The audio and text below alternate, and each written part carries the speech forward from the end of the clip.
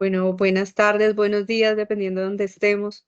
Un saludo muy especial a todas las personas que hoy se conectan a esta sesión y las que luego nos verán en YouTube. Es un gusto estar en este diálogo Salada que titulamos Tensiones políticas Irán-Israel, una mirada desde la academia.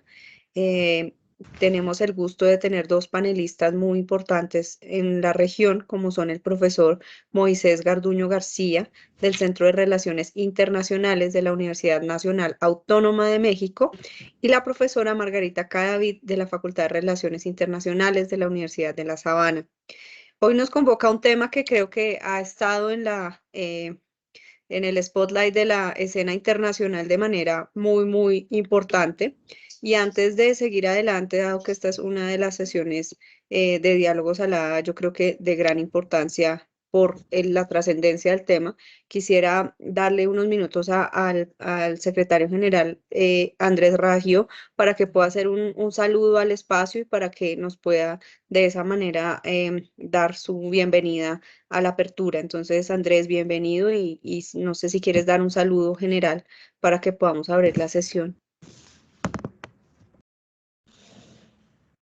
No, breve, simplemente a los panelistas del día de hoy que se tomen el tiempo para compartir con la asociación sus pareceres y nada, simplemente que creo que es importante analizar estos temas con seriedad y, digamos con la tranquilidad que merece y no tanto en la vorágine informativa que muchas veces está más sobre el dato y no sobre la sustancia.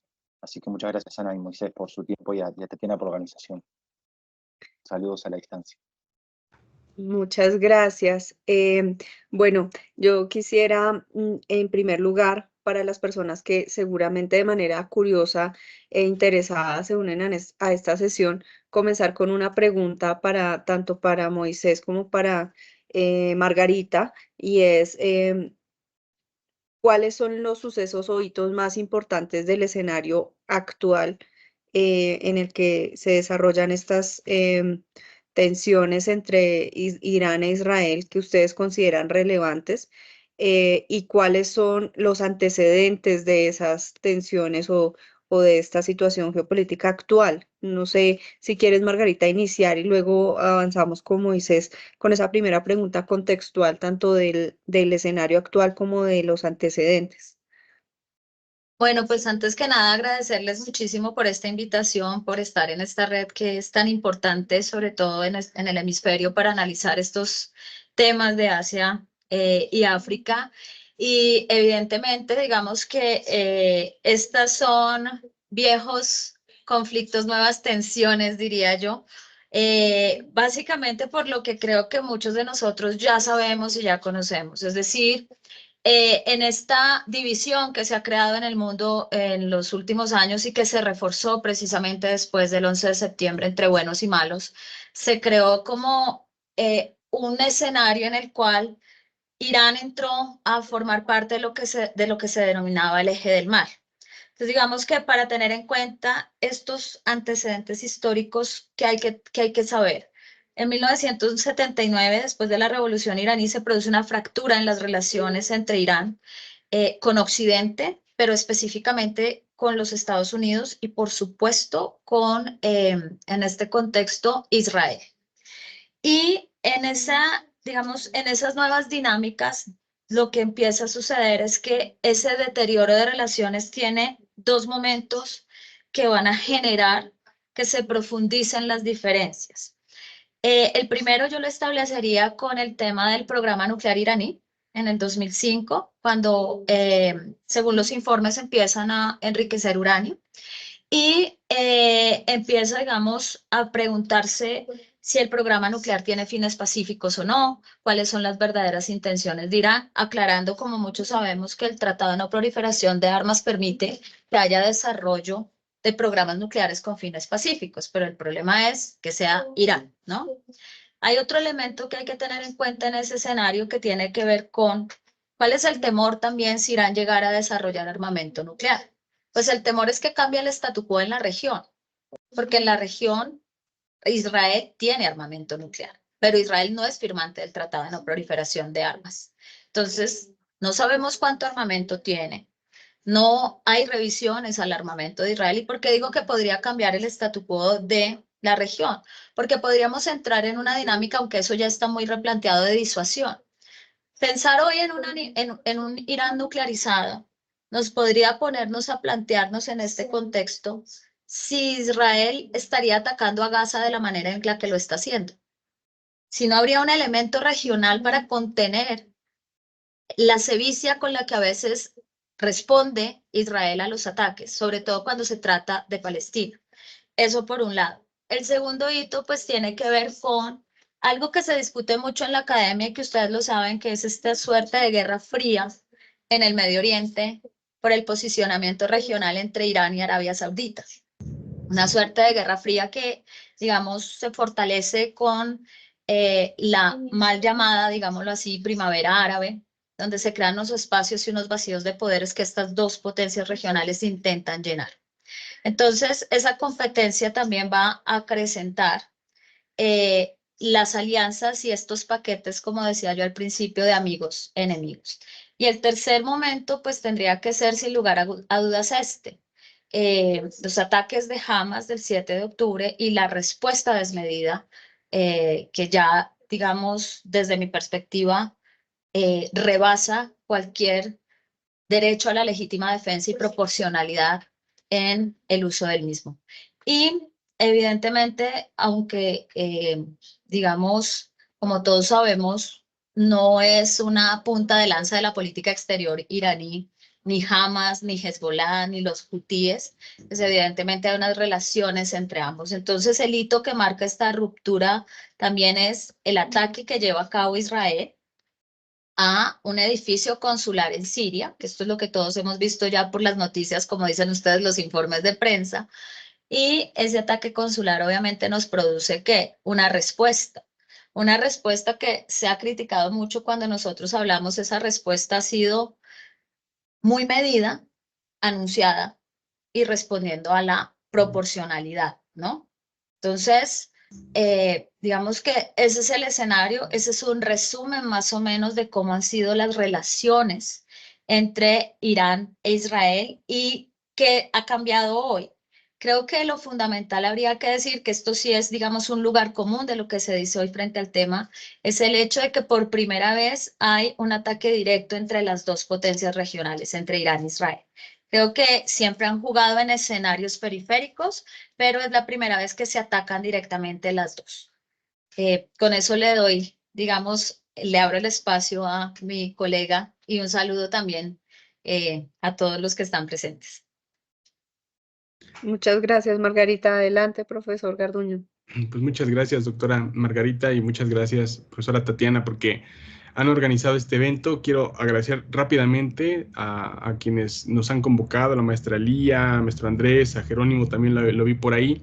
Y lo más importante, pues a todos los colegas que están conectados en esta transmisión, que esperamos que sea de utilidad, estas pistas analíticas que pues, nosotros vamos a tratar de compartir con ustedes, ¿no? Atendiendo a la pregunta de la profesora Tatiana y en resonancia con lo dicho ya por la doctora Margarita, yo añadiría, por ejemplo, que en el año 1979, cuando se da la revolución iraní, los ayatolá toman una narrativa para formar la nueva identidad del Estado revolucionario, una narrativa de carácter antiimperialista, pero también una de carácter antisionista.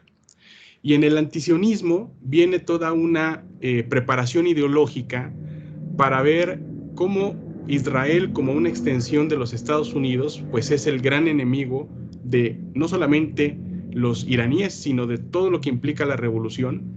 Y a partir de ahí, Irán empieza a tener una serie de tensiones con Israel, que como bien se ha mencionado, se llevaron a cabo a partir de lo que se denominó la Guerra de Sombras, que no es otra cosa más que ataques de carácter asimétricos, discrecionales, operaciones encubiertas, que son y han sido contestadas de una manera discreta, pero directamente proporcional a los ataques recibidos. Esto fue básicamente el tono en el que se han dado las relaciones de conflicto entre Irán e Israel desde 1979. Hay un punto de inflexión que es muy importante para poder entender lo actual, que es pues, la llamada guerra contra el terrorismo del 9/11, donde Estados Unidos invade Irak y Afganistán. Y evidentemente los iraníes, después de estos años de revolución, no quieren sufrir el mismo destino que sufrieron los afganos y los iraquíes, y empiezan a buscar lo que los iraníes llaman profundidad estratégica, que es empezar a tener aliados de carácter tanto estatal como no estatal, lo más alejado de las fronteras posible de Irán.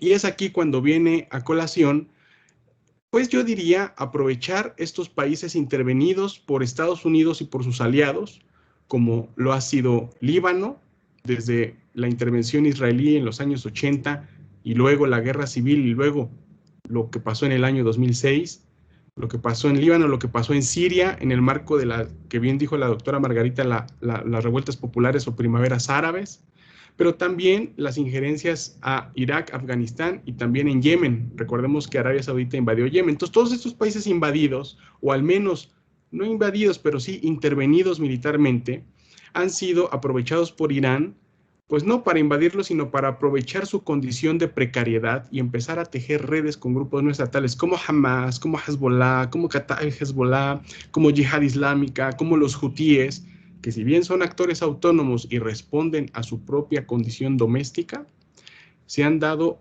prácticamente a la obligación de coordinar algunos ataques con Irán, porque de ahí viene el mayor apoyo posible. Entonces, aquí está la profundidad estratégica que explica a grandes rasgos las razones por las cuales Irán apoya a estos grupos.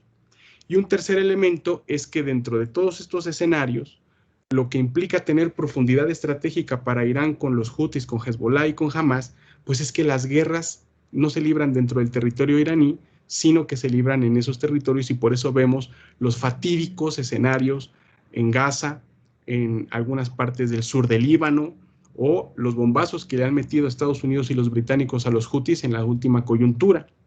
Y esto es realmente terrible en el sentido de que quien pone el cuerpo, pues terminan siendo los palestinos, terminan siendo todas esas personas que por falta de un Estado, de instituciones, de una vida digna, pues terminan reclutándose de alguna otra manera en estos grupos, ¿no? Aunque dicho sea de paso, también en algunos otros países con algunas estructuras un poco más balanceadas, también terminan reclutándose en los ejércitos regulares porque tampoco hay muchas otras vías.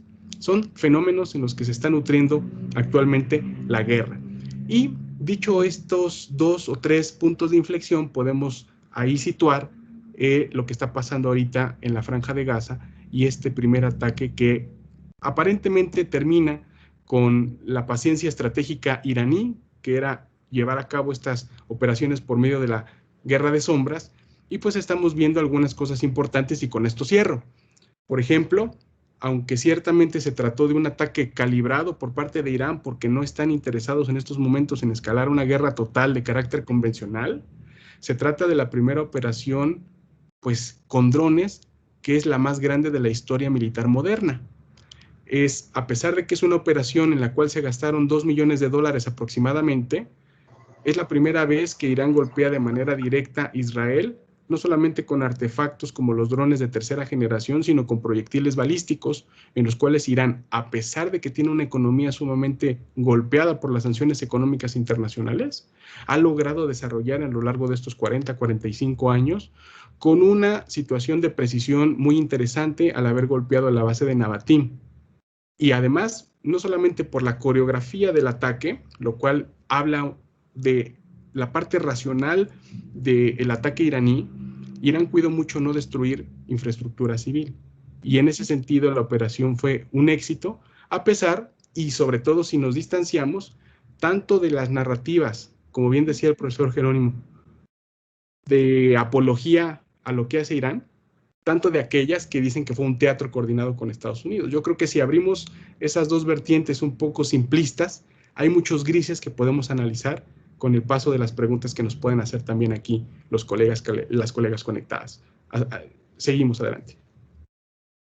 Muchas gracias, Moisés y Margarita, por esta introducción y contexto general.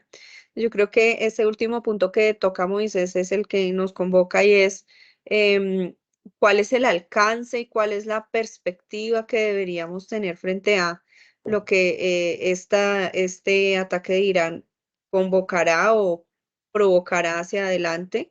Estamos a puertas de una escalada de violencia mayor o una crisis en seguridad, o simplemente esto será una tensión que se irá con el tiempo menguando de acuerdo con cómo avancen las conversaciones y también cómo se empiece a dar menor tensión entre los canales diplomáticos que se establezcan. ¿Ustedes lo ven más hacia una perspectiva de escalada o de desaceleración luego de que puedan haber conversaciones? Yo creo que podríamos nuevamente volver a Margarita. ¿Tú qué perspectiva tienes allí frente a lo que ves hacia adelante? Yo quisiera aquí retomar un poco lo que decía mi colega Moisés y efectivamente creo que el ataque de Irán es un ataque que responde, digamos, todo lo que es los elementos del derecho internacional humanitario, pero adicionalmente sí está mostrando unas capacidades militares. De hecho, si ustedes se dan cuenta, las primeras respuestas que esto ha empezado a generar son una serie de nuevas sanciones coordinadas que ha empezado a implementar, digamos, Estados Unidos con los aliados europeos precisamente para cortar el suministro de el programa iraní de misiles y drones y empezar a tratar otra vez a aislar a Irán de la escena internacional. O sea, esta es la primera respuesta que vemos. ¿Qué nos dice esa respuesta? Porque claro, esto es lo que nosotros encontramos que nos están informando los medios de comunicación hoy. Yo creo que de esta situación podemos empezar a tener los siguientes, digamos, análisis frente al tema. Y es, primero, son una señal en la cual lo que se le está diciendo, lo que se le está diciendo a Israel y lo que se está diciendo en general es no queremos una escalada. Es decir, vamos a tomar unas medidas para tratar de controlar esta situación desde estos escenarios que son los canales, digamos, diplomáticos, respetuosos y evitar una escalada. Esa es una parte. La otra parte, ¿cuál es? La otra parte es que Biden también dice, no voy a dudar en exigir responsabilidades a Irán. Pero ahí hay una cuestión interesante. ¿Qué responsabilidad realmente sin hacer lo que decía nuestro colega Moisés y nuestro colega Jerónimo? Y es sin hacer apología a uno u otro, porque hablando de estos temas se caen esos discursos del bueno y el malo, el amigo y el enemigo. ¿Qué le podríamos reclamar a Irán realmente? O sea, hablando en términos del derecho internacional humanitario, hablando en términos de lo que fue su respuesta. Es claro que un ataque, como lo decía al principio, a un edificio consular es un ataque al Estado. Es claro que un Estado tiene derecho a la legítima defensa. Y es claro que Irán lo utiliza, envía incluso una carta al Consejo de Seguridad explicando y acogiéndose y apelando a toda la normatividad que hay con respecto al tema. Anunció el ataque y, es decir, yo no veo ahí que realmente le pudiera reclamar Biden, con lo cual eso nosotros no dudaremos en reclamar. Lo que está diciendo es no va a haber escalada, no hay nada para reclamar, porque cumplió con todos los parámetros. Entonces, pero ese es el escenario internacional. Y tratar de impedir que esto no vaya a escalar. Pero tenemos también un escenario interno en el caso de Israel.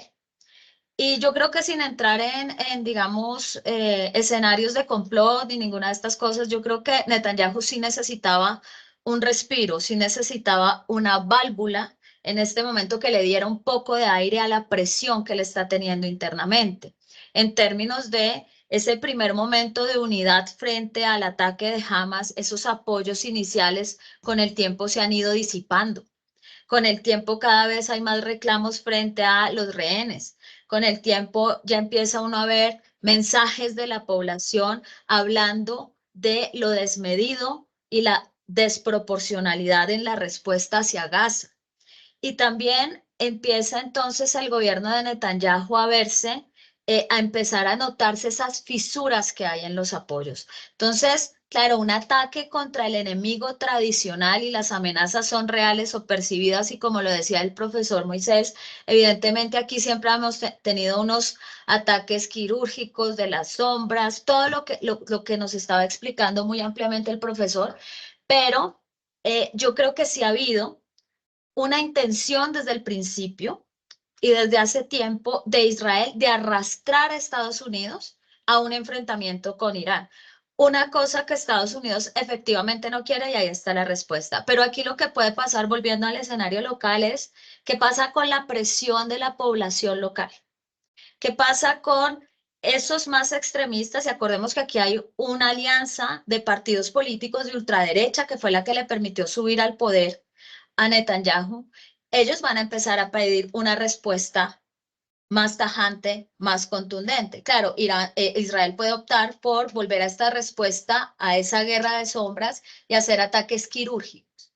Pero de todas maneras, yo creo que estamos frente a un escenario donde yo esperaría que no haya una escalada en ese contexto, pero lo que sí pueda pasar tiene que ver con la respuesta en lo que estamos viendo regional, ataques a Hezbollah y desde Líbano por parte de Hezbollah hacia Israel y los hutíes en la zona de Yemen, que como lo dicen, lo sabemos todos, pues ellos tienen su propia agenda, pero también aprovechan estos escenarios para darle alcance precisamente a esa agenda.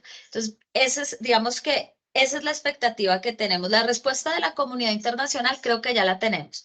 Las sanciones, limitar a Irán, y es una respuesta, digamos, en el plano de lo diplomático. La respuesta del otro lado, la respuesta de Israel va a depender mucho de esta presión que hay hacia Netanyahu y la apuesta que él quiera hacer con respecto a lo que está pasando en Gaza. Muchas gracias, doctora Margarita. Moisés, adelante. Bueno, a mí me gustaría abordar, por ejemplo, los escenarios internos, tanto en Israel y en otras dos zonas que son, por ejemplo, Jordania y Líbano. Todos los escenarios son posibles porque el fin de la paciencia estratégica iraní, desde mi punto de vista, lo que nos convoca pues es el aumento de lo que en estudios militares se conoce como las fallas de cálculo. O sea, todos los militares pueden estar teniendo diferentes facciones y tomar decisiones para ir a un contraataque, ¿no? Porque ahora todos los que están esperando en la escena internacional, pues es cómo va a responder Israel, ¿no? Yo estoy seguro que Israel va a responder, la pregunta es cómo lo va a hacer. Y ahí está la discusión dentro del gabinete de guerra, que están los de derecha, Smotrich, Ben-Gvir, Galán, Netanyahu, y frente a una serie de personajes que les han criticado dentro de Israel, con las protestas incluso frente de la casa del primer ministro, tanto como afuera, como lo ha hecho Schumer o el propio ex primer ministro Ehud Olmert, que es realmente una discusión sumamente tensa. Y lo mismo pasa al interior de otros escenarios también. Dentro de Estados Unidos también hay gente que también aspira a dejarse arrastrar, conocía la doctora Margarita, a esta guerra. Recordemos a John Bolton durante la administración de Donald Trump, que era uno de los principales asesores de seguridad, quienes estaba totalmente, prácticamente haciéndole propaganda a grupos como Mujahideen Ejal, que eran también los principales interesados en bombardear Irán, en que Donald Trump tenía que invadir Irán o al menos hacer un ataque de carácter sólido. Y evidentemente en Irán también hay fuertes componentes dentro de la Guardia Revolucionaria cercanos al complejo militar industrial iraní, que también están teniendo pues este tipo de perspectivas, ¿no? Pues porque al final, en todos estos escenarios, independientemente del nivel en el que se den estas operaciones, el complejo militar industrial de cada uno de estos países termina teniendo las mejores ganancias en términos de contratos y de aprobaciones para gastos de defensa, como ahora en el mismo Congreso estadounidense se están discutiendo nuevos paquetes. Entonces, los escenarios que yo veo son básicamente los siguientes. Primero, Israel puede hacer una especie de combinación entre la guerra de sombras y los ataques psicológicos y mediáticos que hemos estado viendo a lo largo de toda esta crisis, ¿no? Recordemos que la lamentable crisis de Gaza del 7 de octubre, lo que nos da de bienvenida pues es estas famosas guerras televisadas, que podemos ir siguiendo minuto a minuto e incluso con un margen de, digamos, simultaneidad que nunca antes habíamos tenido. Y eso pues es algo que los actores involucrados pues están tomando a su favor para librar, digamos, un frente de batalla en los medios de comunicación, en las redes sociales, en canales de redes muy seguidas como Instagram o Telegram, que es donde se lleva a cabo pues esta batalla psicológica, propagandística si ustedes quieren, pero que también resulta en un componente importante para la opinión pública. Entonces yo siento que Israel puede llevar a cabo una serie de operaciones donde también tengan mucho cálculo, pero la magnifiquen en aras de pues darle a la gente de derecha dentro de Israel las razones por las cuales ahora se pueden distraer a las personas de la opinión pública internacional de no fijarse en lo que pasa en Gaza, en lo que pasa en el hospital Al-Shifa, en lo que pasó con los 35,000 fallecidos, la mitad de ellos mujeres y niños, y sí fijarse en la amenaza iraní. Esa es una forma de instrumentalización que yo veo muy factible. Otra, y es igual o más preocupante, es lo que se pueda dar en términos del terreno bélico. En el escenario libanés, por ejemplo, yo veo que una de las principales inversiones que ha hecho Irán dentro de todos estos grupos con los que tiene profundidad estratégica, pues está en Líbano. De todas las milicias o grupos no estatales que tiene Irán a su lado, Hezbollah es uno de los más poderosos al haber nacido primero y al haberle transportado vía Siria la mayor cantidad de artefactos balísticos de diferente tono que ha tenido la oportunidad de usar desde el año 2006. Por lo tanto, y si ponemos atención en lo que ha pasado en los últimos meses, en la frontera de Líbano e Israel, al menos se han evacuado a cerca de 100,000 personas de ambos lados de la frontera. 90,000 personas al menos del lado de la frontera libanesa, del sur, que se han ido al corazón del Líbano para huir de la guerra, y del lado israelí, al menos entre 8,000 y 10,000 personas que se han evacuado a algunos asentamientos. Y Hezbollah e Israel han llevado a cabo ataques sumamente precisos y cada vez más mortíferos y más precisos. Eso es lo que a mí también me llama mucho la atención, en términos de que, pues, tan solamente el día de ayer, Hezbollah lanzó un ataque coordinado de carácter híbrido, hiriendo a 18 soldados, lo cual es un hito también en la historia militar que tienen estos dos actores. Yo pienso que una de las cosas que puede pasar a partir de ahora es el lamentable calentamiento del Frente Norte, en el cual se puede intensificar, porque además la gente ya se está yendo. Y eso es un factor, como bien decía la doctora Margarita, que tenemos que tener mucha atención, porque las fuerzas sociales también desempeñan un papel importante, no solamente como actor político de los conflictos, sino también como termómetro en cuanto empiezan a moverse de uno u otro lado. Elaboro mi argumento. En el Líbano actualmente hay personas bien acomodadas de derecha, maronitas, cercanas al partido Estekbal, por ejemplo, en donde al partido del Mustakbal, que es el partido de Hariri, en donde hay personas que están teniendo mucho miedo de una guerra en Líbano y están criticando mucho a Hezbollah porque creen que es el que quiere esta guerra, porque acaba de perder elecciones hace unos años de carácter parlamentario y ahora quiere utilizar la rivalidad con Israel para volverse a ganar el favor de los libaneses, donde la gran mayoría presenta escenarios de precariedad económica. Entonces, en este sentido, recordemos que Hamás también hace campañas de reclutamiento en los campos de refugiados libaneses, en las zonas de Hezbollah, donde podremos ver en algún momento pues este tipo de discusión interna dentro del Líbano, ¿no? Y eso llama mucho la atención porque los libaneses tienen una conciencia muy fuerte de la guerra civil y luego de lo que pasó en el año 2006, donde Hezbollah levantó y no solamente pasó de ser un grupo armado al grupo más y mejor armado que el Ejército Nacional, sino formó parte del gobierno del Líbano, y esto es algo que quieren mantener. Por lo tanto, un aumento de la tensión en esa parte, aunque suene un poco, digamos, académicamente extraño, es algo que también conviene a las élites de Hezbollah en estos momentos. Y elaboro la parte de Jordania, y con esto termino, porque si recordamos los ataques iraníes, pues traspasaron los cielos de los países, de algunos países como Irak, algunos otros cerraron sus espacios aéreos como los países árabes del Golfo, pero también pasaron por Jordania. Y a diferencia de todos estos que estuvieron monitoreando los drones que tardaron entre 3 y 7 horas en llegar junto con los artefactos balísticos que mandó Irán, a diferencia de todos estos, los jordanos sí se unieron a los combatientes israelíes, estadounidenses y británicos, que a partir de sistemas antimisiles de los más sofisticados del mundo y aviones F-15, yo no sé si hubo aviones F-35, pero F-15 sí hubo, se dedicaron a ir detectando y derribando cada uno de estos drones. El punto es no si derribaron 99% o 84%, que también ahora hay un debate sobre por qué Israel baja este tipo de porcentajes, evidentemente para decirle a Estados Unidos, pues miren, la amenaza sí es real.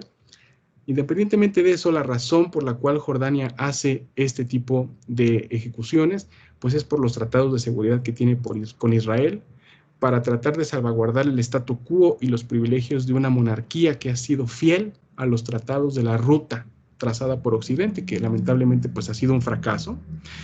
Pero esto implica que dentro de Jordania haya efervescencia social, porque dentro de Jordania tenemos al menos 3 millones de palestinos que están altamente politizados, no solamente por este nuevo ejercicio que acaba de ser el rey de Jordania, sino también porque Jordania ha permitido el paso terrestre de mercancías para Israel, cuando los hutis han obstaculizado el estrecho de Bab el-Mandeb para evitar que barcos de pabellón israelí o estadounidense pasen por esa ruta para llevar víveres o mercancías a Israel cuando hay un cerco de ayuda humanitaria contra los palestinos en Gaza. Entonces, todo esto los palestinos dentro de Jordania y algunos ciudadanos jordanos pro-palestinos lo ven como una manera de traición, con lo cual puede tener también altas repercusiones de carácter político. Esto yo creo que es lo primero que podemos decir cuando hablamos de las repercusiones de la operación iraní. Listo, muchísimas gracias por tan importantes contribuciones, Margarita y Moisés. Yo creo que nos convoca a hablar como de dos temas adicionales importantes de cara a la coyuntura actual. El primero es desde el punto de vista económico y desde el punto de vista de las relaciones comerciales, ¿cuáles serían esos impactos inmediatos que podríamos pensar tendrán estas tensiones actuales? Y la segunda dimensión que no deja de ser o es igual o más importante todavía es la dimensión humana, en términos de, claramente aquí hay un contexto de Palestina y de todo lo que ha venido sucediendo que no podemos obviar. Em, ¿Qué podríamos decir en términos del impacto que esto está teniendo y va a seguir teniendo en la población civil?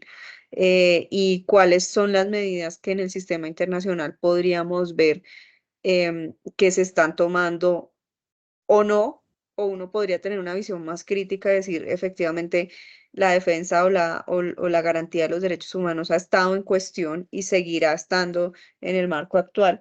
¿Cuál es la perspectiva que ustedes ven frente a esos dos temas, frente al tema económico y frente al tema de la defensa o de la garantía de los derechos humanos en el marco de este conflicto? No sé si comenzamos al revés, esta vez Moisés, luego Margarita, para que también leemos la dinámica. Entonces, si quieres, Moisés, avanzar. Bueno, con respecto a la dimensión económica, lo que nos ha mostrado la historia es que cuando hay este tipo de coyunturas, las bolsas inmediatamente reaccionan de manera negativa. Pensemos particularmente en la zona del Golfo Pérsico, que es de llamar la atención porque antes de que Irán lanzara sus ataques con drones, capturó un barco, me parece que con pabellón portugués, aunque tenía un destino hacia Israel, con el cual manda un mensaje de que Irán siempre ha tenido, incluso desde antes de la revolución, cuando el Shah Pahlavi era aliado de los Estados Unidos, Irán siempre ha tenido el potencial regional para obstaculizar el tráfico marítimo del Golfo Pérsico en un ejercicio disuasivo, tal como lo están haciendo los hutíes en el Mar Rojo.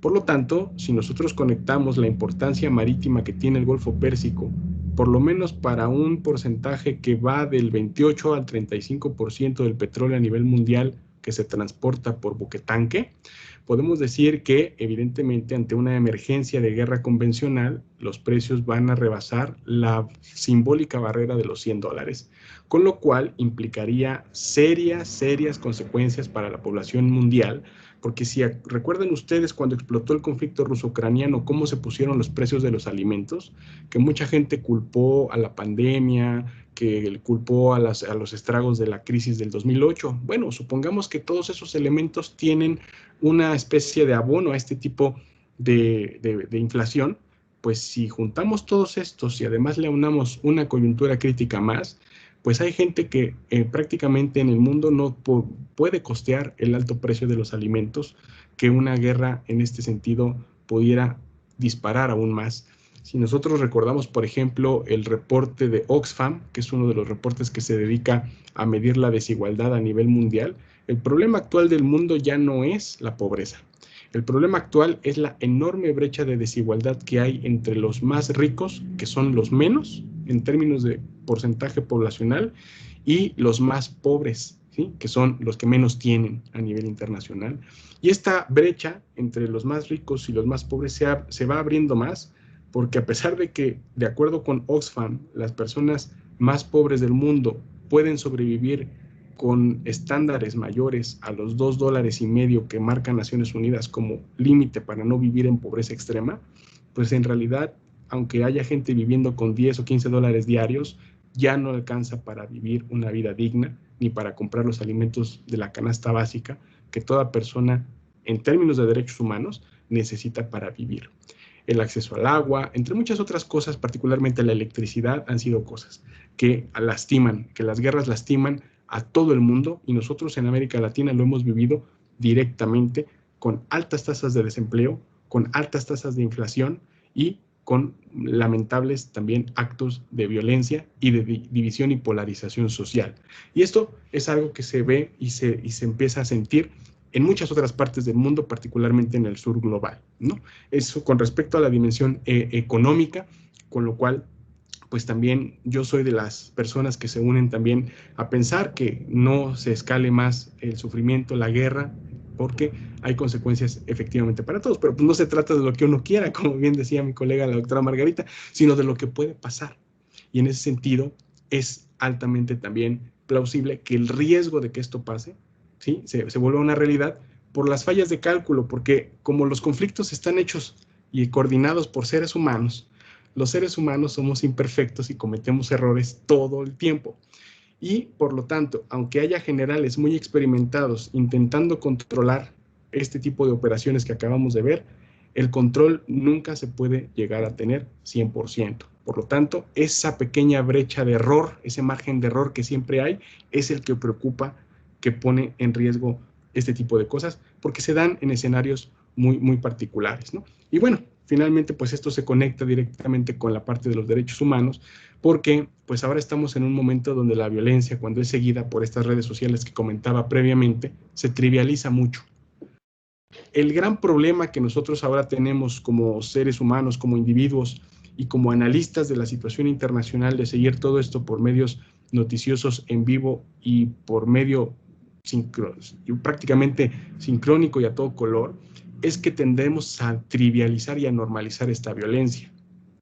Entonces, ¿cómo es posible que estemos en un mundo en donde un Estado, como es el Estado de Israel, está siendo acusado por genocidio ante la Corte Internacional de Justicia por nada más ni nada menos que Sudáfrica, que es simbólicamente un acto muy poderoso porque se trata de un país sobreviviente del apartheid, cuya delegación de abogados y abogadas son mujeres negras sobrevivientes del apartheid, mostrándole al mundo que por primera vez ellos, con su carácter moral, se puede acusar a un Estado del abuso brutal del uso de la fuerza que están teniendo. Y no es posible que un presidente de una potencia, viendo esto, me refiero a Joe Biden, viendo esta situación, esté oscilando entre evitar una guerra regional con Irán, pero no tener la voluntad para llamar a un cese al fuego regional, que es lo que todos necesitamos en estos momentos. Entonces, claro, la violación de derechos humanos es muy importante, pero el statu quo que se está generando en estos momentos dentro de Gaza, en la zona de Rafah, en el hospital Al-Shifa, no tiene absolutamente ninguna categoría más allá que la que acuñó la propia relatora de Naciones Unidas para los Territorios Ocupados, Francesca Albanese, de genocidio o anatomía de un genocidio. Y esto es algo que se tiene que no solamente reflexionar, sino compartir, porque si ya sabemos quiénes están haciendo, quiénes son los responsables de esta guerra y de esta brutalidad contra el ser humano y contra los palestinos en particular en Gaza, ¿en qué papel quedamos nosotros que estamos permitiendo que eso siga su curso sin levantar la voz? Y lo digo como académico, como estudioso de la región y también como conocedor de la ley internacional, que dijo en algún momento cuando se dio lo del Holocausto que nunca más íbamos a tener escenarios así.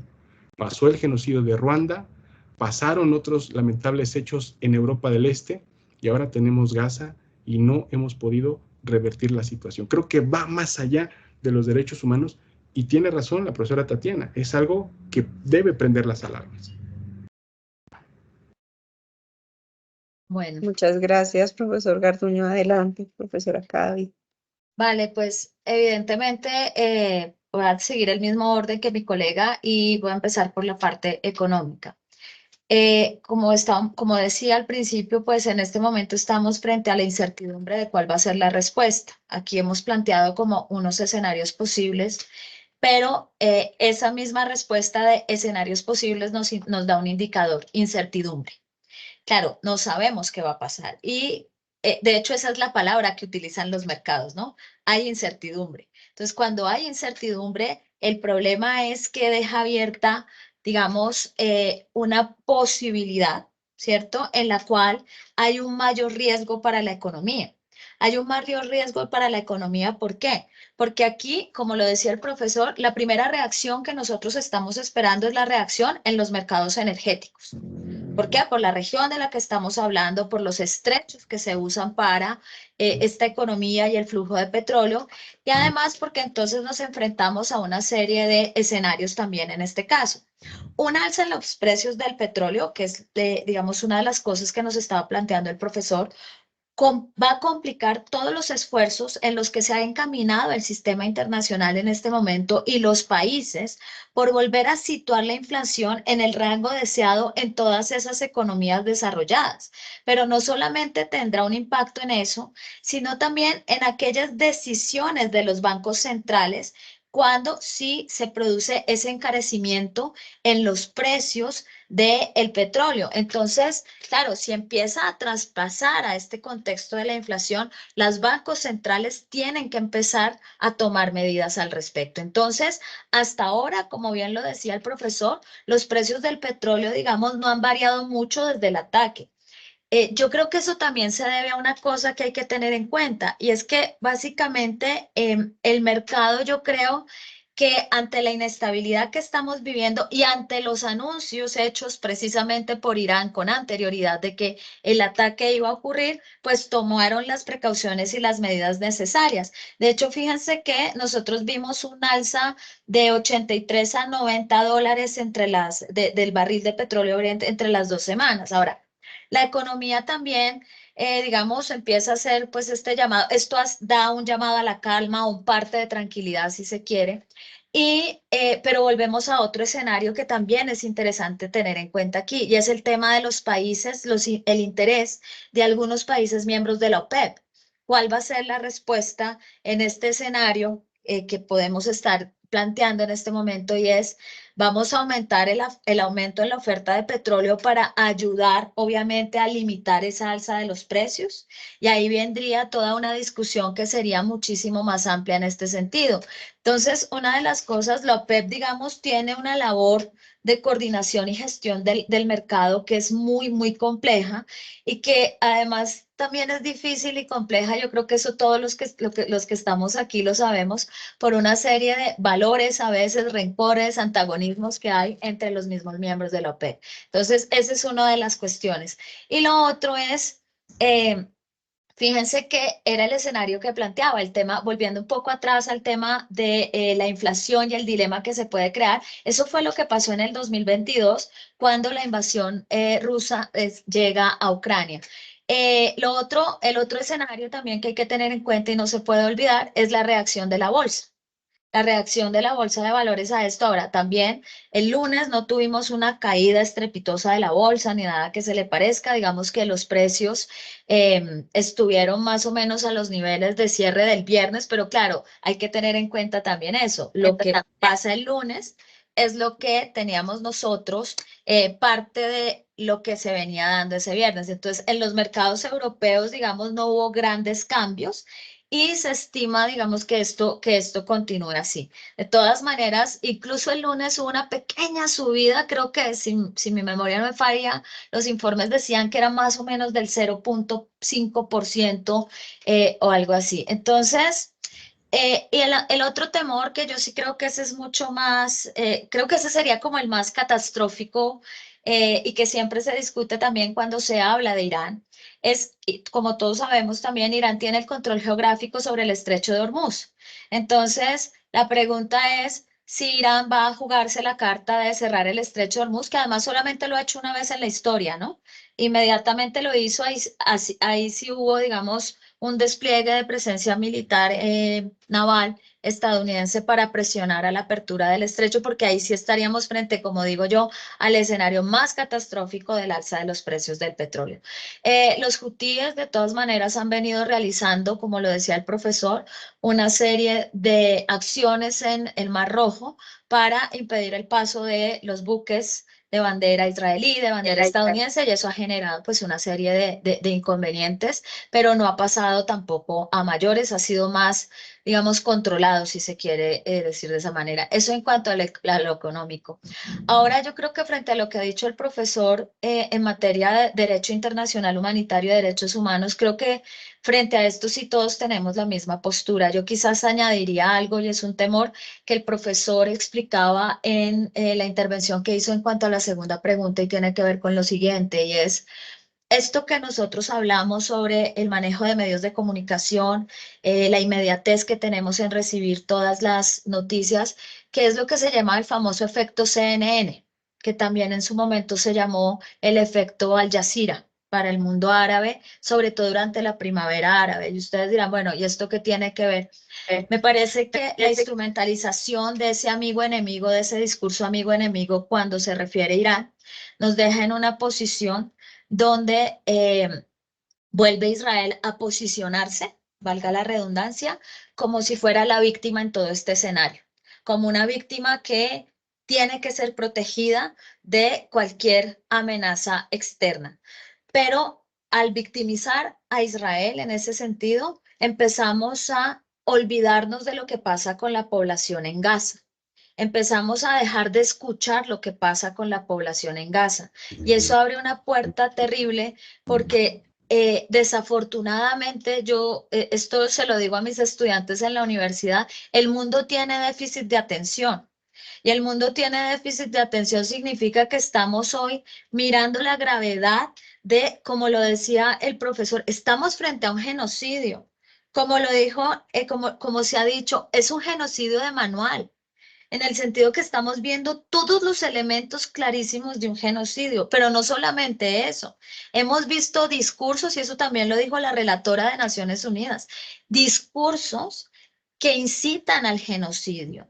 Cuando nosotros tenemos frases como los niños de la luz y los niños de la oscuridad, los buenos y los malos, eso es incitar al genocidio. Y nosotros habíamos hecho un compromiso como humanidad, no lo hablemos como académicos, no lo hablemos como sistema internacional. Ese esfuerzo fue crear un concepto de genocidio, que además los que sean abogados saben que estas discusiones fueron larguísimas, que después de 1945 hubo una cantidad de discusiones sobre cómo debería definirse ese genocidio, y ya habíamos vivido uno antes, que fue el armenio. Y se define el concepto y se crea un organismo para proteger a las personas de que esto pueda volver a ocurrir. Y hemos presenciado cuántos desde ese momento. Y no hemos hecho nada. Y a mí sí me parece importante resaltar la estatura moral que tiene Sudáfrica para ser el que denuncia.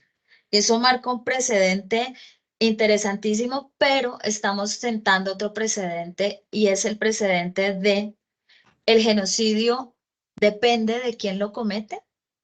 Es decir, categorizamos estos crímenes que son no contra una población, contra la humanidad, porque por su gravedad, por eso es que tiene una responsabilidad penal internacional. Y entonces estamos en un mundo donde simplemente yo creo que la población de Gaza, pese a todo lo que se ha hecho, sí ha estado desprotegida. Y aquí yo quiero aprovechar para hacer una crítica, y me parece que los que más han desprotegido a la población son los mismos países árabes. La posición de los países árabes frente a lo que ha estado pasando en Gaza, como decimos en Colombia, es más que tibia. Es decir, a mí me parece completamente insuficiente, y podemos hablar de que no hay unidad en el mundo árabe, todos los elementos que nosotros ya sabemos que definen el Medio Oriente del mundo árabe, pero sin lugar a dudas, frente a un tema como es un genocidio, yo creo que todos deberíamos tener la misma posición y generar una presión, sobre todo los países árabes. No es que nosotros no lo tengamos que hacer, pero de ellos tendría que venir, perdón, la voz más alta. Entonces yo creo que esto sí puede crearnos, hablando en teorías de medios de comunicación, esa cortina de humo que desvía la atención del otro evento realmente importante y grave, porque aquí está costando vidas humanas. No es la incertidumbre de un mercado. Estamos hablando de que todos los días está muriendo gente y además hay una posición en la cual están impidiendo la llegada de alimentos y no están muriendo de hambre, los están matando de hambre. Están generando una hambruna en la cual mueren al menos dos personas diarias por causa del hambre o efectos combinados del hambre y enfermedad. Y frente a eso no se está haciendo nada. Entonces yo creo que esto sí va a agravar la situación humanitaria en Gaza por el desvío de atención que hay. Esa sería como mi respuesta frente a la cuestión económica de la cuestión humanitaria. Muchísimas gracias, excelentes ambas perspectivas, creo que muy complementadas además.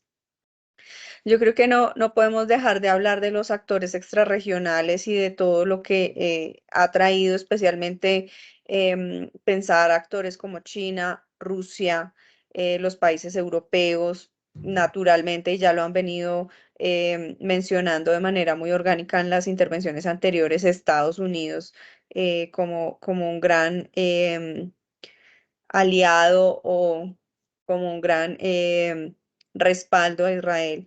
Ustedes desde la perspectiva de cada uno de sus análisis y de sus investigaciones, ¿cómo ven ese rol o cuál es ese rol de esos actores extrarregionales y qué tanto van a marcar una pauta en términos de tanto la postura o el respaldo que pueda llegar a tener Irán y el respaldo que pueda llegar a tener Israel y todos los otros actores circundantes allí?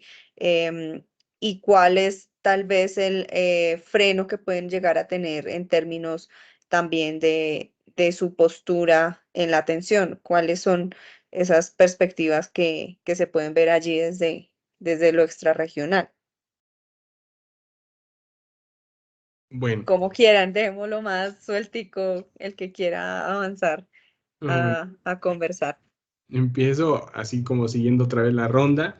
Y Adelante.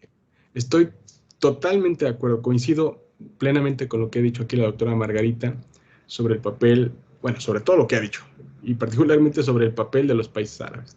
Es un papel que ha sido muy limitado, más allá del doble estándar que normalmente se utiliza tanto en el discurso cuando dicen voy a apoyar la causa palestina, lo hizo Saddam Hussein, lo hizo Gaddafi, ¿no? Lo han hecho Bashar al-Assad, lo han hecho muchas personas, pero cuando al mismo tiempo pues se comprometen con la seguridad de Israel, como Jordania lo acaba de mostrar, y también como lo han mostrado en otras circunstancias, países como Bahrein, como Marruecos, como los propios Emiratos Árabes Unidos, que ya habían firmado el acuerdo de normalización de relaciones diplomáticas y comerciales con Israel bajo el marco de los famosos acuerdos de Abraham.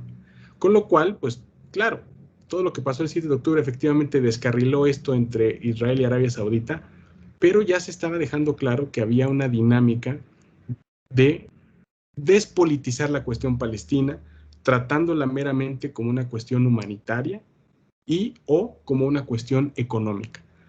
El acuerdo del siglo que trataba de proponer Donald Trump también les prometió un cuarto de tierra por ahí en Jerusalén oriental y gran parte de Cisjordania a cambio de una compensación económica, como si se pudiera comprar la identidad que tiene un pueblo hacia su tierra, ¿no? Lo cual pues no solamente fue un error, sino que fue humillante.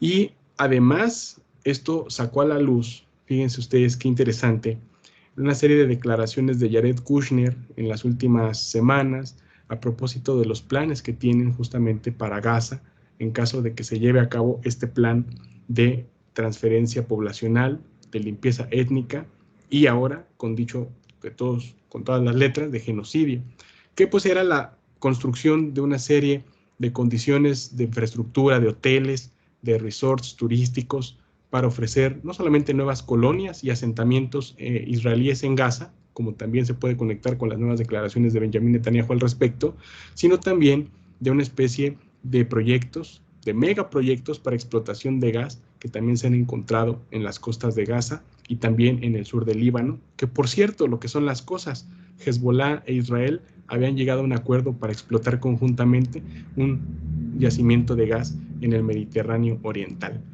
Son cosas que nosotros tenemos que saber para ir disenteando estas cosas de blancos y negros, como bien decía la doctora Margarita, ¿no? Ahora, en el aspecto regional, no solamente los países árabes tienen este doble rasero, también Turquía lo ha hecho de una manera muy, digamos, si me permiten el término, muy cínica, en el sentido de que pues, ha apoyado diferentes acciones de carácter humanitario, pero sigue vendiendo, incluso teniendo relaciones con el complejo militar industrial israelí, al momento de tener pues, conexiones entre empresas de la propia familia de Erdogan, ¿no? Es una situación en donde parece ser que la situación en Palestina, aunque la situación humanitaria es terrible, me parece que debe de no solamente tratarse como una situación humanitaria, sino repolitizar la situación. Que también si nosotros solamente lo tratamos como algo humanitario, como que lo podemos dejar, aunque es muy cruel y muy doloroso y hay que denunciar lo que está pasando, también hay que repolitizar esa dimensión humanitaria para darle razón a la gente, a la opinión pública, que se trata también de un conflicto político, por tierra, por el derecho que tiene un pueblo a tener un Estado libre y económica y geográficamente viable, de acuerdo con la propia Carta de Naciones Unidas, con las cuales estamos criticando el abuso del uso de la fuerza. El día de mañana Estados Unidos va a vetar el acceso de Palestina como miembro pleno de Naciones Unidas. Ha vetado en el Pleno del Consejo de Seguridad ya 3 resoluciones para llamar a un cese al fuego y además sigue dotando de armamento y de paquetes económicos a Israel para seguir adelante con este proyecto militar que se tiene en Gaza. Con respecto a China, tenemos que tomar en cuenta que China ha tomado un papel sumamente discreto. En lo particular, a mí me parece que China, pues a pesar de que llama a una conferencia internacional en todas las partes, no cataloga jamás como organización terrorista, lo ve como un grupo político más dentro del ecosistema de grupos políticos que pueden hacer posible todas estas facciones palestinas y al final, pues llama a la conciliación junto con los rusos, la cual es francamente muy difícil por la situación en la cual está la Autoridad Nacional Palestina.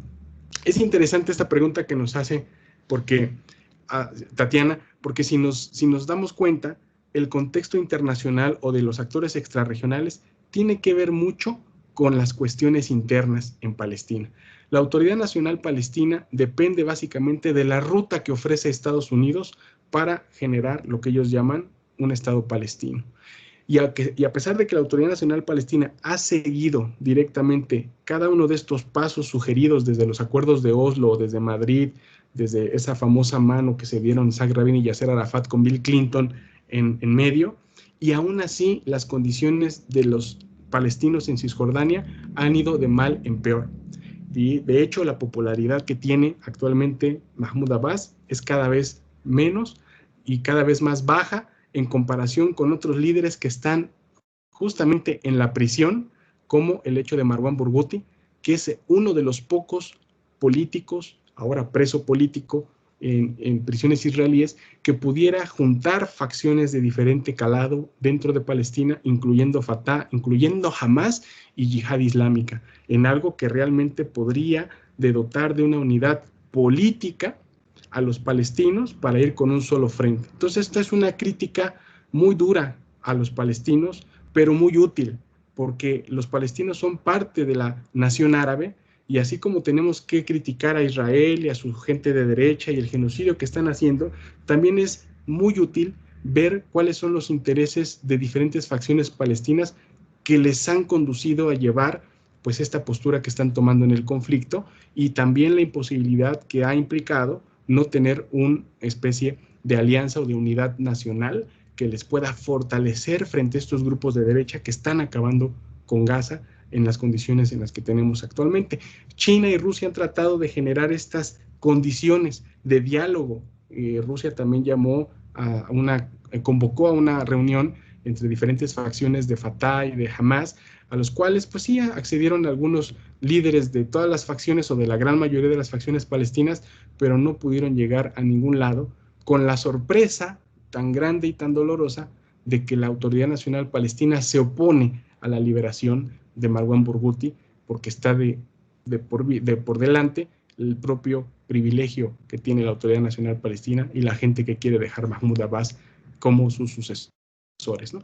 Y bueno, finalmente, con esto cierro, pues también los BRICS como parte del sur global, incluyendo China, Rusia, pero también Brasil y la propia Sudáfrica, pues han tenido un papel más que nada simbólico al momento de generar críticas a lo que ha estado haciendo Israel en el terreno del uso de la fuerza. El mismo presidente Petro, el mismo presidente Lula, el mismo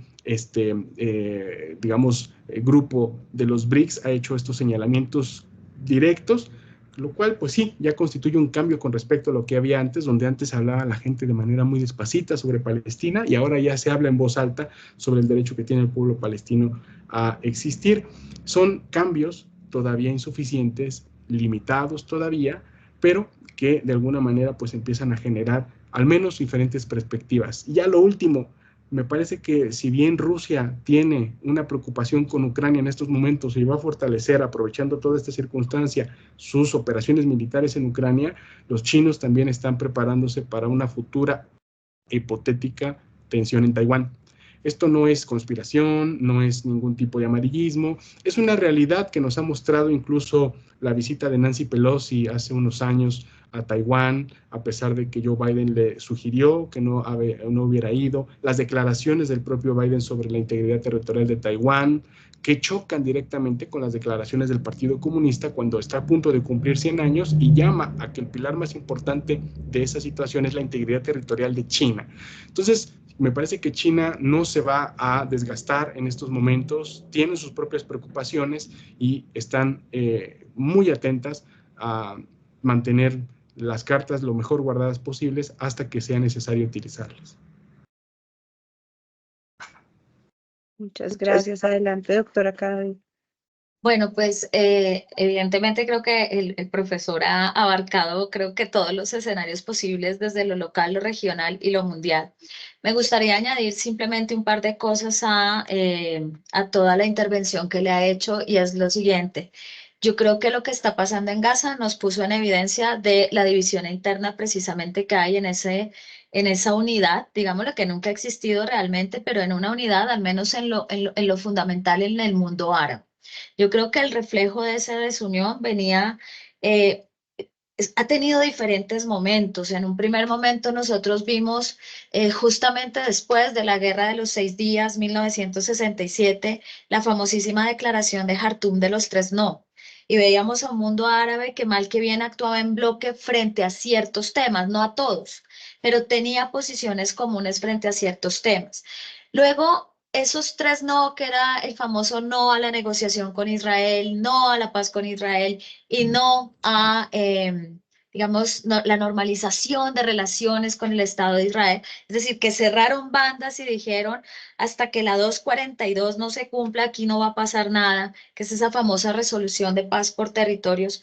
Nosotros empezamos a ver un mundo árabe que no es solamente a partir de los acuerdos de Camp David que firma Anwar al-Sadat en 1979, sino que empezamos a tener ya una disgregación de esa unidad. Si bien era difícil que en el mundo árabe, como todos sabemos, hubiera esa unidad frente a una nación, porque aquí las lealtades son tribales y eso sigue primando mucho en todo este contexto, esa lealtad tribal frente a familias, frente a líderes. ¿Qué pasa en estos momentos? Nosotros vemos un viraje que ocurre y que se materializa con los famosos acuerdos Abraham. Yo creo que eso es parte de la explicación del ataque de Hamas. Por eso digo que esta división no es el resultado, sino el reflejo y la profundización de algo que ya teníamos. El otro tema tiene que ver la división que ha existido en la Autoridad Nacional Palestina. Entonces, hoy una Autoridad Nacional Palestina liderada desde la muerte de Arafat y siempre ha estado ahí el grupo principal que es Fatah, y tenemos a un Hamas que ha ido cada vez recogiendo, digamos, las aspiraciones y el objetivo de la construcción de un Estado. Y hoy que vemos que los que están sufriendo, la población civil, estos dos no son capaces de superar sus diferencias políticas. Es decir, si yo veo callado al mundo árabe, la posición de Fatah y de la Autoridad Nacional Palestina sí que me parece por demás vergonzosa, aunque esto es una opinión personal, pero me parece que a ellos sí que les ha faltado y este sería un momento precisamente para mostrar esa unidad. Y creo que eso termina fortaleciendo el extremismo sin lugar a dudas y estos elementos. Frente a lo regional, evidentemente esas divisiones siempre habían existido con unos juegos de poder que tienen las dos potencias, digamos, regionales, que son Irán y Arabia Saudita. Ellos habían extendido sus tentáculos en estos escenarios de la primavera árabe y eso había creado una división profundísima y había quedado una suerte de dos bloques, ¿no? Como en la Guerra Fría. Por eso algunos hablaban, que me parece un poco exagerado, que tiene unos elementos, hablar de una Guerra Fría en el Medio Oriente, pero ahí estaban ellos dos disputándose zonas de influencia, etcétera, etcétera. Un tercer actor que me parece que se ha jugado sus cartas y que ha hecho un papel muy interesante en su política exterior es Turquía. Y Turquía se ha jugado sus cartas supremamente bien porque yo creo que es el único estado que ha podido jugarse en la guerra en Ucrania la carta de Rusia, Ucrania y la OTAN, a los tres. Como dicen los que juegan billar, yo no juego, pero la gente dice a tres bandas. Entonces, básicamente tiene la posibilidad de hacerlo, lo hace y sale bien parado del asunto. Pero la posición también frente a lo de Gaza de Turquía ha sido clarísima. Y la posición frente a lo de Gaza ha sido, esto es un genocidio y nosotros estamos en contra del genocidio. Y ahí uno ve también un interés porque esto es evidente, cada uno tiene su propia agenda, su objetivo superior o interés nacional, a qué le está apostando Turquía, a su política de neotomanismo en muchos sentidos y a la unión no del mundo árabe, sino del mundo musulmán. Y él sí se está jugando ese papel de unidad frente a la cuestión religiosa. Por el otro lado, tenemos entonces ya lo regional, saliéndonos mejor de lo regional y yéndonos, ampliando un poco esta región, lo que tiene que ver con, digamos, este eje que es China, Rusia e Irán. Que esto no es nuevo, lo que pasa es que ahora lo evidenciamos más, ¿no? Ahorita le damos más peso por todo el contexto, o hablando en términos como se hacía en el pasado, Beijing, Moscú, Teherán. Si uno piensa en este bloque, estamos hablando en términos demográficos de una población en conjunto que imagínense cuántos habitantes representa. Si solamente en China estamos hablando de 1.500 millones, pues sumemos los otros dos. Estamos hablando del 22% del Producto Interno Bruto mundial entre estos tres países. Estos tres países se han jugado también, me parece interesantísimo, el ajedrez geopolítico que están armando. Porque claro, ellos le están apostando, digamos, hacia una multipolaridad, sin lugar a dudas, manejando sus propias agendas, vuelvo y repito, tampoco hay que idealizar el asunto. Pero entonces, y se habían jugado esa multipolaridad precisamente sujetos a unos conflictos bélicos en la región. Entonces, hablando del tema de Gaza, precisamente les abre el espacio para ampliar este juego. Y fíjense que los tres, por diferentes razones, y algunos por obvias razones, como es el caso de Irán, tienen una posición común frente a lo que está pasando en Gaza. Uno. Dos, ¿qué tanto van a actuar de llegarse a producir un enfrentamiento? Esa es otra pregunta, ¿no? Si van a salir, pero uno los ve desde el discurso, desde la retórica, a todos unidos, y salieron a apoyar a Irán, sin lugar a dudas. Bajo todos los elementos del derecho internacional, todo el discurso, todo lo que ustedes quieran. Y yo creo que se están jugando esa carta, como les decía, porque se están jugando esa hegemonía, no hegemonía, sino ese papel geopolítico que están intentando armar, que viene fortaleciéndose, yo diría que a partir desde el 2016, con las cuestiones del mar de China Meridional, con las respuestas que hacen a algunos grupos terroristas comunes en las zonas, Y Gaza les ha permitido, el conflicto hoy, o la agresión, mejor digámoslo así, les ha permitido reforzar esa posición.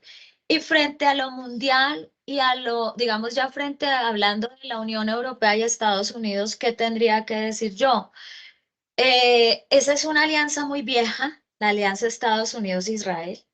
Es una alianza que yo creo que ha tenido altos y bajos, pero que se ha mantenido a lo largo de la historia. El apoyo ha sido prácticamente irrestricto y yo me atrevo a decir que los cambios mínimos que hemos visto en el posicionamiento de Estados Unidos son eso, mínimos. Mínimos y poco comprometidos, porque no quiere comprometerse, valga la redundancia, con ninguna resolución que sea digamos, que de verdad muestre una posición que Israel pueda criticar. Es decir, 3 resoluciones, 2 abstenciones, perdón, 2 vetos y una abstención, ¿no? Entonces yo me abstengo de votar la resolución de cese al fuego, no estoy votando, pero me abstengo y es como si no hiciera nada. Pero esto tiene una cuestión de fondo. Y la cuestión de fondo es que yo creo que aquí, más allá de un cambio político, tiene que ver con el costo político electoral que tiene lo que está pasando hoy en Gaza para las candidaturas. Sobre todo para la candidatura del Partido Demócrata. Yo siempre digo, no hay diferencias en la política o diferencias abismales. Sutiles sí, pero no hay diferencias abismales en la política de un demócrata y de un republicano cuando se trata del Medio Oriente. Pero sí hay diferencias en la intención del voto, sobre todo cuando estamos frente a un escenario como el que estamos viendo hoy en Gaza. Y yo creo que coincide la posición de Biden con esas encuestas y con esa opinión pública que presiona. Y un poco pasa lo mismo en la Unión Europea. Hay una posición de los gobiernos, pero evidentemente hay una posición de la opinión pública. Y como sabemos hoy, esa voz de la opinión pública tiene un peso mucho más grande hoy que en cualquier otro momento de la historia, por todo lo que nosotros hemos vivido, lo que significa que se organice la población frente a una causa común. Y yo creo que hay que ser ciego para no solidarizarse y para no cuestionar lo que está pasando en Gaza. Entonces yo creo que ahí es donde los gobiernos empiezan a cambiar todo para que nada cambie, digo yo, porque al final no pasan más allá de algunas declaraciones. Y quizás lo último, digamos, que me gustaría añadir a todo esto es que también me parece que ha sido un buen espacio para lo que decía el profesor, que es el famosísimo sur global, este concepto del que ahora, digamos, que ha empezado a tener como una fuerza ya no solamente desde el papel, ya no solamente de lo que nosotros escribimos e investigamos, sino desde una realidad. Y es que efectivamente hoy sí vemos que se desmarca el posicionamiento de ese sur global de la subordinación en posiciones e intereses a las grandes potencias. Y ustedes pueden decir que esto no es un genocidio, pero nosotros lo vamos a denunciar, pero nosotros vamos a decir, no estoy diciendo que el sistema internacional esté cambiando, pero sí creo que hay un reposicionamiento interesante y tristemente Gaza ha abierto todos estos espacios. ¿Por qué? Porque para el sur global nuestra identificación es con Gaza por muchas razones y por todo esto que hemos explicado o tratado de explicar ahí. Creo que eso sería lo único que tendría que añadir a lo que dijo el profesor. Muchísimas gracias a ambos.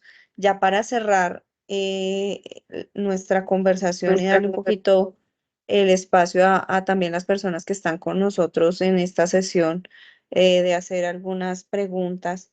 No podríamos irnos aquí sin preguntarles por ustedes cómo ven el posible o no posible ataque prometido de Israel, si lo vemos como un escenario probable. Y el segundo es qué tanto debería preocuparnos el tema nuclear o si realmente es más una mostrar los dientes de alguna manera de disuasión que realmente una amenaza de facto. Esos dos temas de seguridad para cerrar, ¿ustedes cómo los ven? Entonces, si quieren, iniciamos Margarita y cerramos Moisés para que podamos dar espacio. Por favor, las personas que nos acompañan pueden escribir sus preguntas en el chat para que podamos rápidamente revisarlas y hacer algunas lecturas y pues poder darle cierre a nuestro espacio. Entonces, frente a este tema de seguridad, ¿ustedes cómo ven el escenario?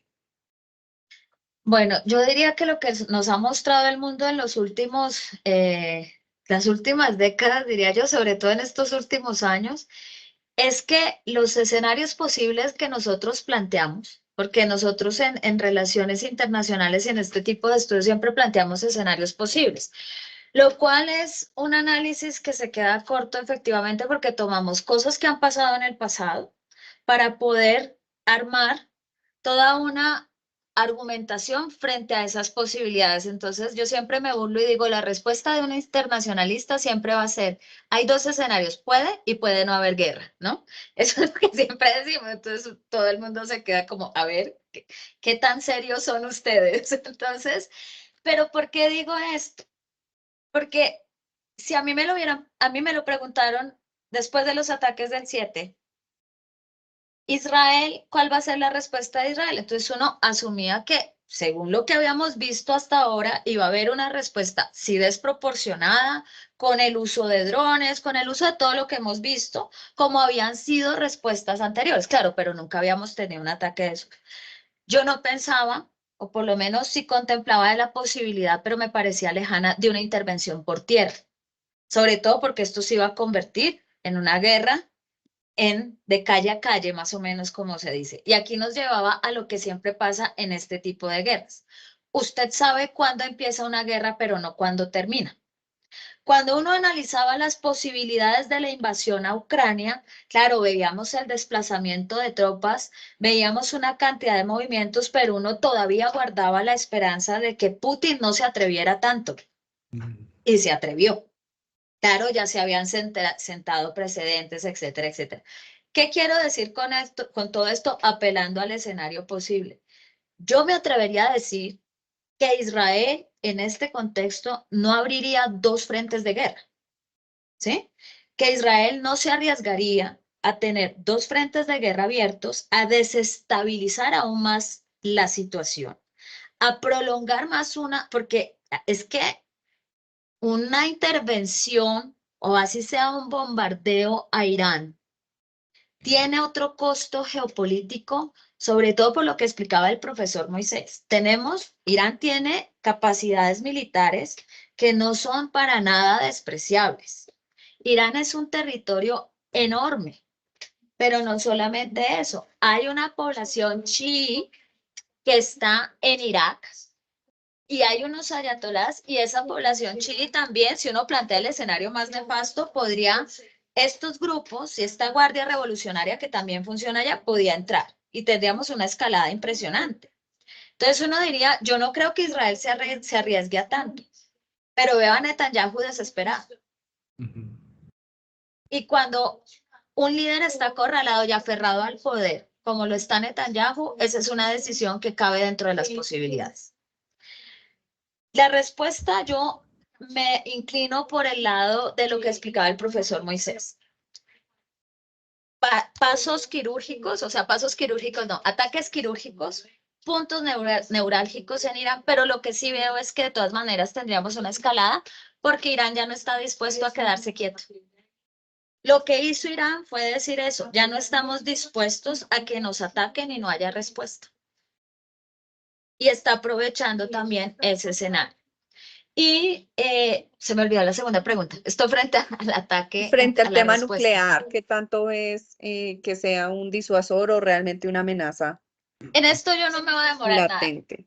nada. Y no me voy a demorar nada porque la posibilidad de usar armamento nuclear solamente se contempló en la guerra del 67, si mi memoria no me falla. Y la operación se llamaba Operación Sansón. Entonces, yo no sé si ustedes recuerdan la historia bíblica, Sansón mueve los pilares del templo y el templo se cae sobre él. ¿Por qué hablan de una operación Sansón? Porque es utilizar armamento nuclear muy cerca de sus propias fronteras. Y entonces no es una autodestrucción mutua asegurada, es una autodestrucción asegurada, no es mutua. En este caso, nosotros no podemos afirmar, o yo no me atrevería a afirmar que Irán tiene ya armamento nuclear. Es decir, tiene un programa nuclear, ha estado enriqueciendo uranio, todo lo que ya conocemos, pero de ahí a que tenga capacidad nuclear, yo no me atrevería a afirmarlo. Por eso yo no hablo de una disuasión que sea mutua, sino más bien que un análisis lógico que uno podría hacer es el uso de armamento nuclear para Israel en esta zona geográfica marcaría una, digamos, una autodestrucción para ellos en muchos sentidos. Usted dirá, no, pero las fronteras iraníes están mucho más allá, pero claro, imagínense un ataque nuclear a Irán. Eso sería una locura sin lugar a dudas. Yo creo que está, fíjense que ni siquiera se plantea, por lo que les digo, solamente se ha planteado una vez en la historia de Israel y lo llamaron así, Operación Sansón. Entonces yo creería que es un elemento que está ahí presente, que es más de disuasión de los viejos discursos, digámoslo así, pero no creo que haya una posibilidad. Y espero en esto sí no equivocarme como me he equivocado en los otros escenarios que les contaba, porque sería pues catastrófico sin lugar a dudas por muchas, muchas razones. Con eso dije que no me iba a demorar, te doy la palabra. Gracias. Bueno, cerramos. Doctor Moisés Garduño, adelante. Sí, muchas gracias a ambas.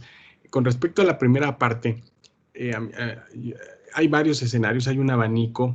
Efectivamente, yo presiento que el gobierno de Netanyahu está haciendo todo lo posible para instrumentalizar lo que está haciendo Irán. Lo que hizo en el bombazo al consulado iraní de Damasco es lo que a veces se conoce como game changer, que es como una especie de, pues sí, cambio de reglas, una especie de nueva ecuación estratégica. Y evidentemente va a haber respuestas, pero creo que tenemos que tener en mente que lo que Israel está más empecinado en hacer es completar los objetivos estratégicos dentro de Gaza. Y no debemos de quitar esa mirada. Pero ¿cómo lo va a hacer? Mediatizando todos estos frentes que acabamos de mencionar la doctora y su servidor a lo largo de la presentación, tanto en Líbano como en Irak y ahora en Irán directamente. Entonces va a jugar como con esta situación de vincular a Hamás con Irán y de sacar diferentes dividendos a su favor. Por ejemplo, mayor armamento disponible por Estados Unidos por la amenaza iraní, mayor capacidad de financiamiento frente incluso a lo que se está haciendo en Ucrania por la amenaza iraní. Recordemos que Zelensky hace un par de días también ha mencionado que le gustaría ver cómo se apoya a Ucrania, cómo se apoya ahora a Israel, porque realmente se está sintiendo aislado, se está sintiendo abandonado, porque ha visto ahora el nivel de apoyo que hay para Israel, pues al momento de movilizar estos aviones F-15 y estas baterías antimisiles, pues en realidad los aliados israelíes e Israel se gastaron cerca de 1.5 mil millones de dólares en 6 horas. Es una situación tremenda. Entonces, a mí me parece que los israelíes van a utilizar esto para letargar el conflicto, manteniendo no una guerra con Irán, sino un estado de guerra con Irán. Esa es una situación, una salida que los israelíes han venido calculando y que a eso responde, desde mi punto de vista, el hecho que hayan bajado el porcentaje de artefactos que dicen haber detectado de 99% a 84%, para hacerle notar al Congreso estadounidense, a la opinión pública israelí, de que la amenaza iraní es real y que incluso llegaron a estar a punto de atentar contra el reactor nuclear de Dimona. ¿No? Son estos recursos mediáticos que sin duda alguna yo pienso que van a ir vinculados con esta guerra de sombras. Yo siento que lo que se terminó fue la paciencia estratégica iraní, pero la guerra de sombras va a ser una continuidad, porque es la única forma que han tenido para atacarse efectivamente estos dos actores de una manera sin llegar a una escalada regional mucho más amplia, ¿no? Miren, el asesinato de Abu Qasem Soleimani, por ejemplo, fue uno de los grandes golpes que sufrió Irán, y en comunicación con Estados Unidos también, mediante la embajada suiza, la misma embajada suiza que ahorita estuvo en comunicación con ellos frente a los drones, pues ayudó también a llevar a cabo un contraataque, una respuesta frente a este asesinato que se dio en Bagdad, y lo que consiguió fue el ataque de algunas bases cercanas en Irak, en la zona de Al Ain, en donde, bueno, Irán lavó la cara, pero recordemos que derribó un avión de pasajeros ucraniano con 176 personas a bordo, lo que generó fuertes protestas sociales dentro de Irán que fueron brutalmente reprimidas. Entonces son muchos escenarios, muchos factores, así como la polarización social está muy fuerte dentro de Israel, también en Irán hay mucha gente que en estos momentos pues está viendo un retroceso precisamente porque Irán también utiliza esto para mantener, reprimir a los movimientos sociales. No se acaba ahí, porque también es muy reduccionista decir que Israel e Irán se ponen de acuerdo para reprimir a sus propios movimientos sociales. Esto es muy reduccionista, es muy simplista, es mucho más amplio. Y en esta amplitud de escenarios tenemos pues esta posibilidad de escalamiento ante los fallos de cálculo, que es un poco a lo que iba yo al principio de nuestra presentación, ¿no? Esto siempre está posible. La respuesta nuclear o el dossier nuclear ha sido un tema que por lo menos desde el año 2006 ha vinculado a Irán e Israel de la siguiente forma. Si ustedes ven el espectro de balance nuclear en el mundo, pues hay un balance a nivel mundial que está China, Estados Unidos y Rusia con ojivas nucleares. De ahí se baja a nivel regional en Europa, donde Gran Bretaña, Francia, Alemania tienen ojivas nucleares. En el sureste, en el subcontinente indio, por ejemplo, tenemos también India, Pakistán, en el sureste asiático, China, Corea del Norte, ¿no? Con algunas cosas. Y la única zona del mundo en términos de regiones donde no hay un balance nuclear es el Medio Oriente. Si nosotros sacamos las famosas zonas libres de armas nucleares como América Latina, como Asia Central, como el propio continente africano, entre otras, que hay en el mundo zonas libres de armamento nuclear. El Medio Oriente no es ni una zona libre de armas nucleares y tampoco tiene un balance nuclear. Lo que ha aspirado a hacer Irán desde este punto de vista es no tener una ojiva nuclear, sino un programa nuclear que pueda desviar a un asunto militar, para lo cual solamente se trata de una decisión estratégica. El día de ayer, justamente, el ayatollah Jamenei ha hecho pública una, pues digamos, intención de revisar la fatua que hay en Irán que prohíbe al país tener un arma nuclear. Esto sí es algo que se conoce poco porque dentro de la ley de Irán, dentro de lo que son los códigos de seguridad nacional del Consejo Supremo de Seguridad Nacional, hay una serie de cosas que se llaman decretos por parte del ayatollah, del gran ayatollah Ali Khamenei, que implica pues que está por encima de la Constitución o que son especie de ajustes.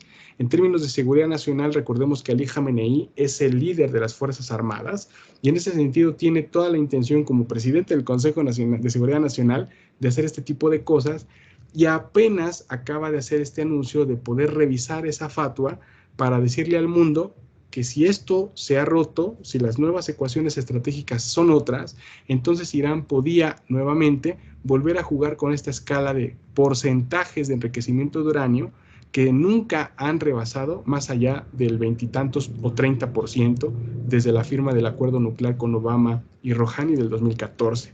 Esto nos lleva a pensar que Irán no tiene un arma nuclear, es una potencia en términos de programa nuclear, está de acuerdo con los parámetros del TNP, que es el Tratado de No Proliferación Nuclear, pero también eso implica tener un elemento disuasivo, en el sentido de que, bueno, países como Japón, por ejemplo, que no tienen armas nucleares, pero tienen programas nucleares, son potencialmente candidatos a tener ojivas nucleares en caso de que su seguridad nacional se los demande.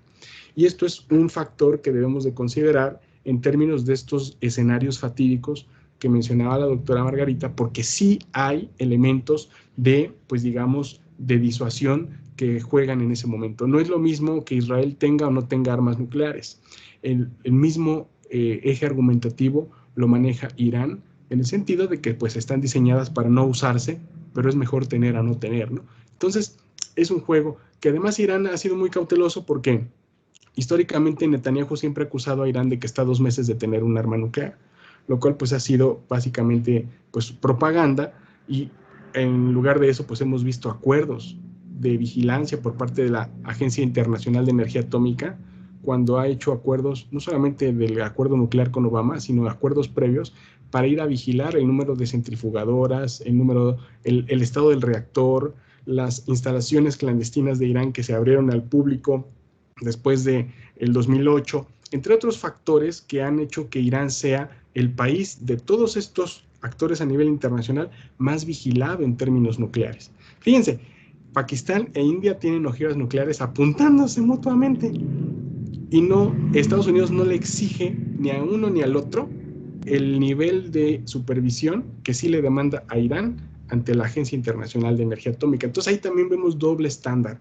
¿no? Hay una especie también de doble sentido al momento de ver Irán como no es parte de los países cuya influencia occidental tenemos, como los Israel o Emiratos Árabes Unidos, o la propia India en el caso del subcontinente indio. Entonces ahí vienen las sanciones como se le hicieron a Saddam Hussein, como se le hicieron a Gaddafi, como se le hicieron a Bashar al-Assad, y este es en sí como la especie de argumento que se va a utilizar. Yo francamente la cuestión nuclear la he visto también como un juego disuasivo, más que como una realidad en términos militares, porque además de que es catastrófica, es sumamente cara, es muy peligrosa para los países que no tienen experiencia nuclear. Vean los accidentes que han ocurrido en Japón, el gran problema que implica un gasto de mantener un reactor nuclear como el de Bushehr. Hay muchas cosas que Irán yo creo que no estaría dispuesto a hacer, a menos que esto se pueda descontrolar y pueda haber una escalada que esperemos que no llegue, ¿no? Sí, eso es lo que diría. Y una acotación, el veto de Estados Unidos al ingreso palestino como miembro pleno de Naciones Unidas se acaba de hacer hace un momento, hace una hora mientras hablábamos, no el día de mañana como lo había yo predicho, ¿no? Más bien fue hoy, la votación acaba de ser y Estados Unidos acaba de vetar, solamente para corregir esa parte. Mil gracias a los dos.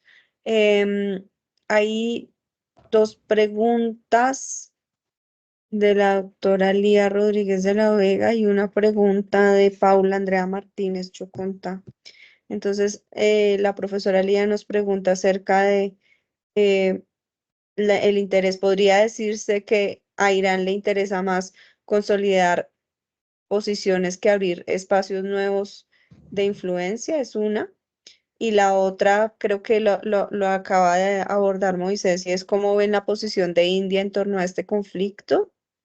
Em, Luego la pregunta de Paula, voy a reunirlas todas para que las podamos abordar. La respuesta de Irán hacia Israel frente al ataque de la embajada en Damasco lo pudo haber dejado como un actor cuyo poder militar ha quedado relegado frente a Israel, o por el contrario demuestra que el creciente poder e influencia de Israel no lo disuade y es capaz de seguir respondiendo, pregunta Paula.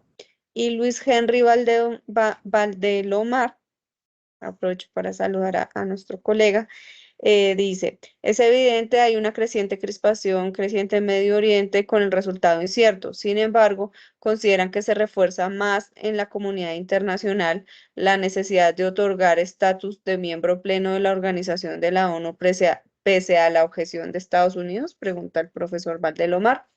Entonces, pues son cuatro preguntas, creo que las podríamos abordar como mejor lo consideren, de manera muy, muy espontánea.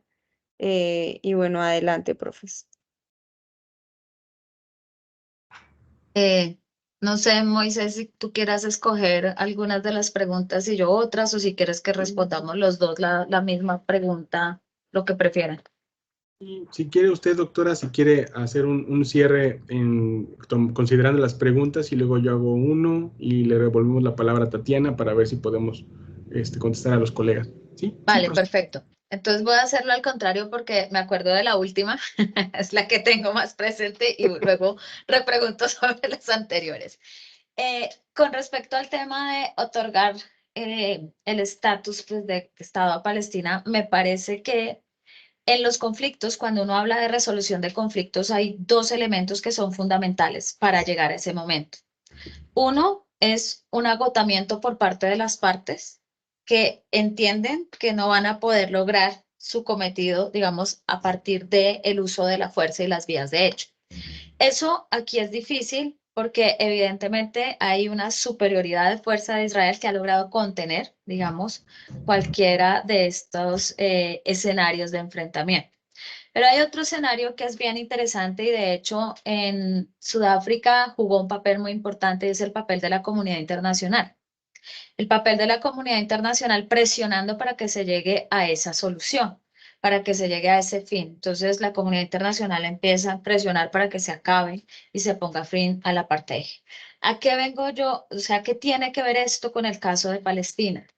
Que si la comunidad internacional se pone de acuerdo en que Palestina es un Estado y le da su ingreso a Naciones Unidas como miembro de pleno derecho, está haciendo la presión que se necesita para decir es un Estado.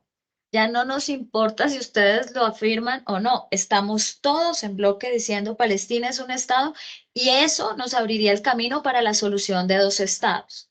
Que en este punto, claro, si ustedes si lo analizamos en este momento que estamos viviendo, pues evidentemente tendríamos como una incertidumbre de decir, pero ¿cómo esta señora va a estar hablando de la solución de 2 estados en medio del conflicto que estamos viviendo?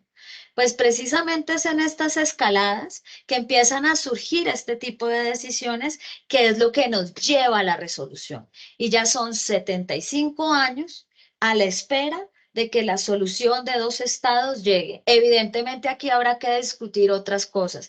Por eso yo creo que el planteamiento de que le den a Palestina hoy ese estatus es más importante que nunca, porque yo creo que ese sí sería un posicionamiento que muestra un papel firme de la comunidad internacional sobre cómo estamos viendo nosotros a Palestina.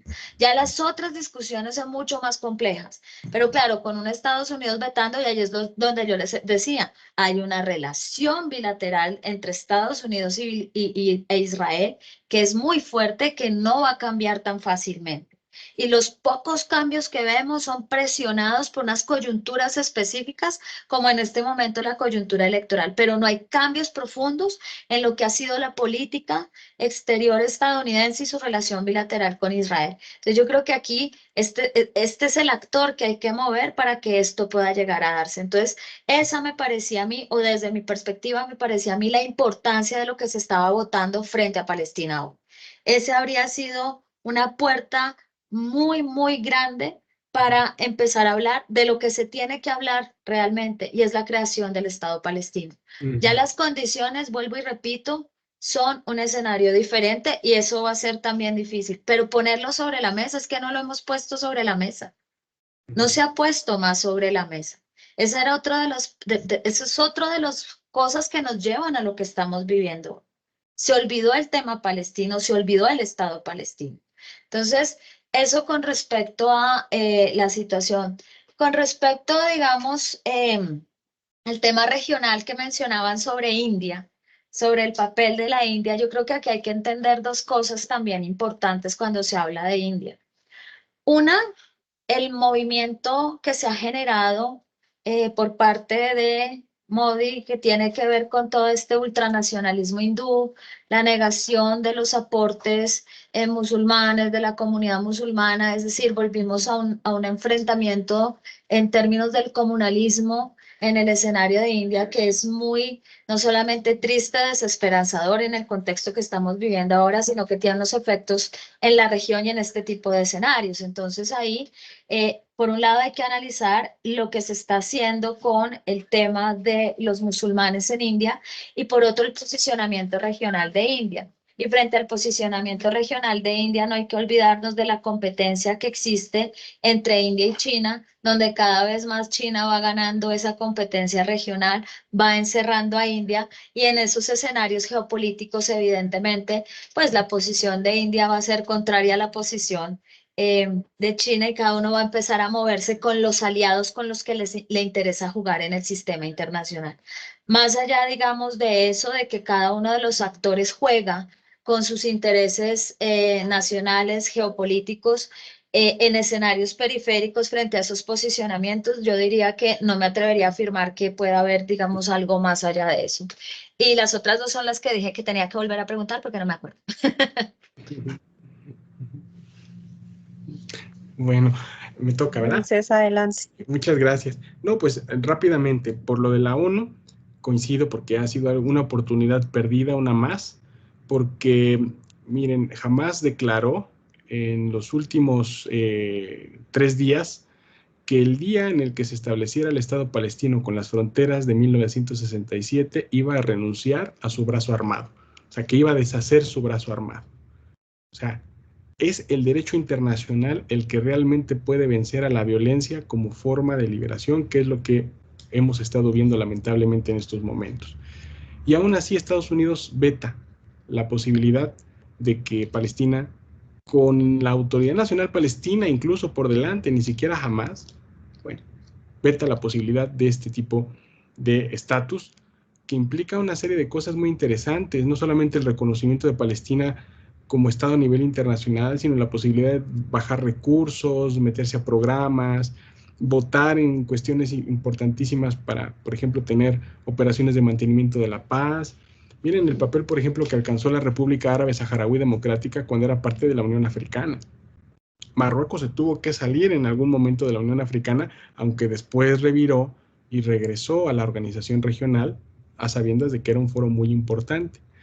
Es un respaldo institucional, es un acto simbólico muy importante, pero también tiene consecuencias en el conflicto que, bueno, Estados Unidos sigue demostrando, lamentablemente, que ya no es un buen mediador, que ya no tiene la posibilidad de tener la confianza y la credibilidad para promover rutas de paz. Hoy, por ejemplo, China y Rusia pueden hablar prácticamente con cualquier actor regional, estatal o no estatal, en el Medio Oriente. Estados Unidos no. Estados Unidos no puede hablar con todos si no es a través de ciertos mediadores o ciertos actores que pueden llevar mensajes, y esto también es un deterioro de lo que vemos a nivel internacional, en lo que yo veo que es la transición hegemónica también, donde Estados Unidos no deja de ser una potencia, pero sí pierde fuerza, una deshegemonización, como a veces le llamo, frente a la emergencia de otros polos de poder y diferentes polos de poder, no solo Rusia, China, sino también el sur global y todo lo que conlleva un nuevo archipiélago del entorno internacional, muy distinto al que estábamos acostumbrados a estudiar hace 20 años. Entonces, esto es doloroso y es símbolo porque los momentos de transición hegemónica son muy peligrosos. Cito aquí al doctor Jaime Isla, que también has estudiado las teorías de Robert Cox al respecto. Es una situación sumamente compleja porque como hay incertidumbre, como bien lo comentó la doctora Margarita, pues ante la incertidumbre, si los estados o los actores a nivel internacional no empiezan a navegar en ámbitos de pluralidad y de diferente pragmatismo, entonces vemos la efervescencia de conflictos sumamente peligrosos como los que estamos viendo, que son síntomas de la falta de un verdadero liderazgo en el mundo, o por lo menos de un gran hegemón, como estuvimos acostumbrados a verlo con los británicos en la época bipolar, o al menos unos años con Estados Unidos, independientemente del momento que nosotros escojamos para ver dónde empezó y dónde termina la hegemonía norteamericana, ¿no? Y bueno, finalmente, con respecto a lo que preguntaba la maestra Lía sobre las posiciones iraníes, era esto básicamente de volver al punto donde los iraníes están en busca, pues sí, de consolidar su presencia en el Mediterráneo Oriental para evitar guerras en sus territorios, y estoy seguro que van a invertir más dinero en hacer este refuerzo. ¿Qué implica eso? Que mientras más gasto se va al ámbito militar, al ámbito de Hezbollah, de Hamas y de estos actores, menos gasto en justicia social para el interior de Irán. Y eso puede también propiciar mayores protestas sociales, mayores actos de represión y, sobre todo, mayor polarización social que pueda llevar a ese mismo ejército que apoya a Hezbollah y a Hamas a reprimir a sus propios ciudadanos al interior. Y estos son escenarios catastróficos. Por eso, cuando Irán mencionó su operación como promesa verdadera, a veces hasta se me hace mal chiste porque, híjole, lo que implica esta nueva ecuación estratégica puede ser mucho más violento que lo que tuvimos antes durante la Guerra de Sombras, incluso para los propios iraníes, por el nivel de tensión que esto genera y por el nivel de dinero que se le va a empezar a dar al ejército por esta nueva ecuación estratégica. Yo lo dejaría ahí, colegas, y terminar también diciendo muchas gracias por esta exquisita conversación que hemos tenido, por sus preguntas, por la moderación de Tatiana, por la gran retroalimentación que tengo con la doctora Margarita. No tenía el gusto de conocerla, estoy encantado y estoy a sus órdenes porque ha sido una conversación muy útil, pues que espero que las personas conectadas también hayan aprovechado. Muchas gracias. Yo también quisiera aprovechar para dar las gracias por el espacio y por esta invitación, pues es la primera vez que vengo y de verdad que ha sido un espacio muy, muy constructivo. Y nada, a los asistentes, mil y mil gracias. Y solamente quisiera decir que, siguiendo lo que decía el profesor Moisés, efectivamente lo que Irán hizo con el ataque es mostrar que ya no está dispuesto a esa pasividad.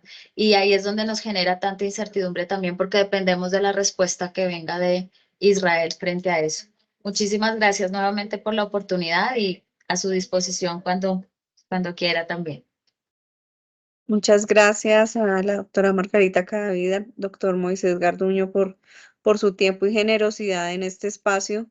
Em, Creo que ha sido muy enriquecedor, pero también muy claro y académicamente eh, con una gran rigurosidad. Entonces, agradecerles por el tiempo y el espacio para integrarse a este espacio que se llama Diálogo Salada. Tratamos de generar conversación de manera académica, pero también fomentando espacios de poner puntos de vista sobre la mesa. Quisiera, ya que nos acompaña Jerónimo, que pudiera también dar un saludito de despedida y, y con esto cerraríamos nuestra sesión del día de hoy. Uno aparece y Tatiana lo explota inmediatamente. No, muchísimas gracias Moisés, muchísimas gracias señorita Ana Molina por habernos acompañado hoy. Mentiras Margarita. Siempre es un placer tenerlos a los dos y espero que sigamos hablando de este tema. Yo esperaría que no nos dé mucho más para hablar, es decir, yo esperaría que se quedara quieto, pero creo que no se va a quedar quieto, entonces volveremos a hablar pronto. Espero que lo que venga no sea grave. Y espero que no venga nada grave, más bien. Eso, muy bien. Muchas gracias, Tatiana, por la organización de esto. Y nada, nos vemos en una próxima oportunidad con Diálogo Salada. Que tengan una muy feliz noche. Gracias, Jerónimo, y bueno, gracias a todas las personas que se unieron a esta sesión. Una feliz tarde y noche para todos. Pronto. Gracias. Hasta luego y gracias. Que Hasta esté muy luego, bien. gracias.